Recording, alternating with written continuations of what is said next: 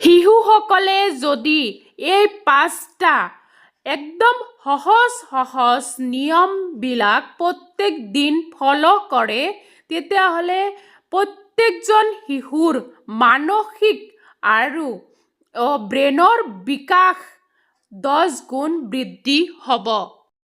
প্ৰথম নাম্বাৰ পইণ্টটো হৈছে প্ৰত্যেকজন শিশু সূৰ্য উদয় হোৱাৰ আগত উঠি অধ্যয়ন কৰিব লাগে।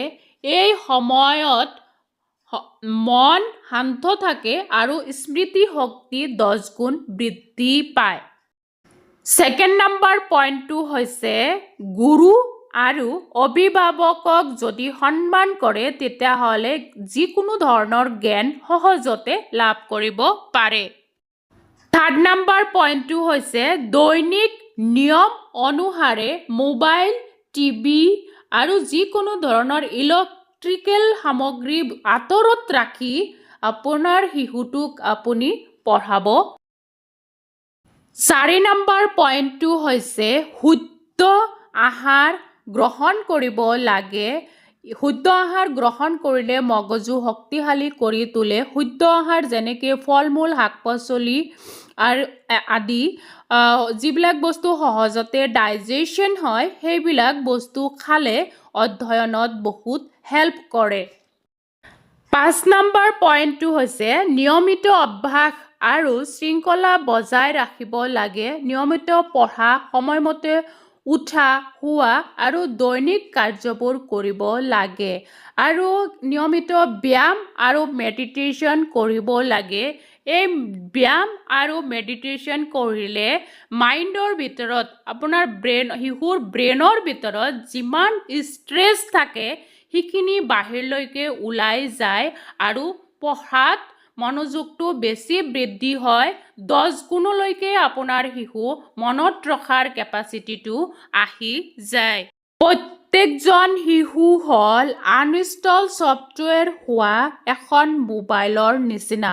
মোবাইল এখন যেনেকৈ যদি আপোনাৰ ছফ্টৱেৰ এটাও নাথাকে, তাতে কোনো ধৰণৰ এপ্লিকেশ্যন আপুনি যদি ডাউনলোড নকৰে তেতিয়াহ'লে আপুনি কোনো ছিষ্টেম ভালকৈ চলাব নোৱাৰে। ঠিক সেনেকুৱা শিশুৰ ব্ৰেইনটোও হৈছে সেনেকুৱা। আপোনাৰ ঘৰত যেনেকুৱা পৰিৱেশ দেখা পায়, আপুনি যেনেকুৱা শিক্ষা শিশুৰ মগজুত সোমাই দিব, ঠিক সেনেকুৱা শিক্ষাই শিশুৱে এবজৰ্ব কৰিব আৰু আপুনি যেনেকুৱা নীতি নিয়ম আৰু আচাৰ ব্যৱহাৰ শিকাব, ঘৰৰ ভিতৰৰ যেনেকুৱা আচৰণ দেখিব ঠিক সেনেকুৱা আচৰণ আপুনি আপোনাৰ শিশুৰ মাজত পাব। সেইকাৰণে মই প্ৰত্যেকজন পেৰেণ্টছক ৰিকুৱেষ্ট কৰিছোঁ আপুনি আপোনাৰ নিজৰ আচাৰ ব্যৱহাৰ, ভাষা এইবিলাক ডেভেলপ কৰি আপুনি আপোনাৰ শিশুটোক ভাল মানুহ হিচাপে গঢ় দিয়ক।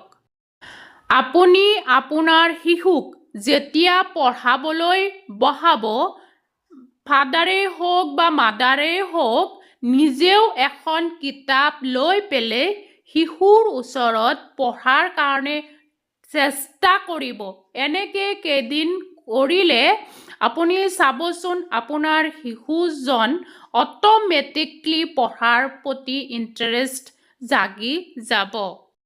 আপুনি আপোনাৰ শিশুক যেতিয়া পঢ়াবলৈ বহিব তেতিয়া কেতিয়াও আপুনি নিজে মোবাইল চাই নাথাকিব। এনেকৈ কেইদিনমান যদি আপুনি নিজে প্ৰেক্টিছ কৰে তেতিয়াহ'লে আপোনাৰ শিশুজন পঢ়াৰ কাৰণে আগ্ৰহী হৈ উঠিব। শিশুসকলক সদায় টিভি আৰু মোবাইল চাবলৈ নিদিব। এটা নিৰ্দিষ্ট সময়সীমা বান্ধি দিয়ক। সেইটো সময় হোৱাৰ পিছত মোবাইল বা টিভিটো দি দিব পাৰে। কেতিয়াবা পেৰেণ্টছবিলাকক দেখা যায় যে শিশুসকলে পেৰেণ্টছবিলাকক অনবৰতে ডিষ্টাৰ্ব দি থাকে বুলি সিহঁতক সদায় মোবাইলত বিজি ৰাখি নিজে বেলেগ মোবাইল লৈ টিভি বা মোবাইল চাই থাকে, যাতে পেৰেণ্টছক ইহঁতে ডিষ্টাৰ্ব দিব নোৱাৰে, সেইকাৰণে ইহঁতক মোবাইল বা টিভি দি পেলাই নিজে শান্তিত থাকে। যদি আপুনি আপোনাৰ শিশুসকলক এনেকুৱা প্ৰচেছ ইউজ কৰি আছে, তেতিয়াহ'লে আপুনি নিজে আপোনাৰ শিশুটোক বেয়া বনাই আছে।